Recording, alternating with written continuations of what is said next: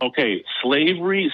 There was slavery back in those days, but in Israel, the whole servant thing is not like the slave trade that was going on back in those days. Now, even though the guy did beat his servant, and if he lives, but he still has to go in front of the judges after that. I mean, as you read in the verses besides that, if he harms his servant, he's to be let go free.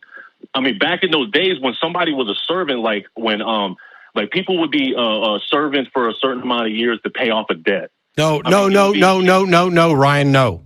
Indentured servitude is already immoral, and slaves didn't necessarily have rights, but that's not what we're talking about here. Let me cut to the chase. Ryan, would you be my slave under the rules established in Exodus 21? If I could be, see, you keep saying slave, but it doesn't say slave, it says servant. Oh my God. Ryan, would you be my servant under the rules of Exodus? No, shut up. Would you be my servant under the rules of Exodus 21?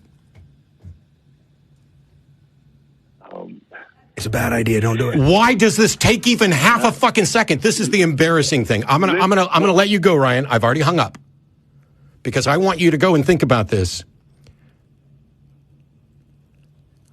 I'm not joking when I talk about how much this breaks my fucking heart to watch the poison that religion has imbued people with to the point where they will bend over backwards and hem and haw about the easiest question I could ask. Are people property? Can you beat them? Would you be my slave, my servant, if you want to pedantically? It wasn't written in English anyway. Under what Exodus 21 says. It is grossly immoral. It is an embarrassment that anybody would pause for more than half a second to answer that question. Think about what your religion has done to your head. It is making you a slave to the religion because you no longer have the free will and exercise to say, this is wrong. I don't understand how things that are obviously wrong, just because they're in somebody's book,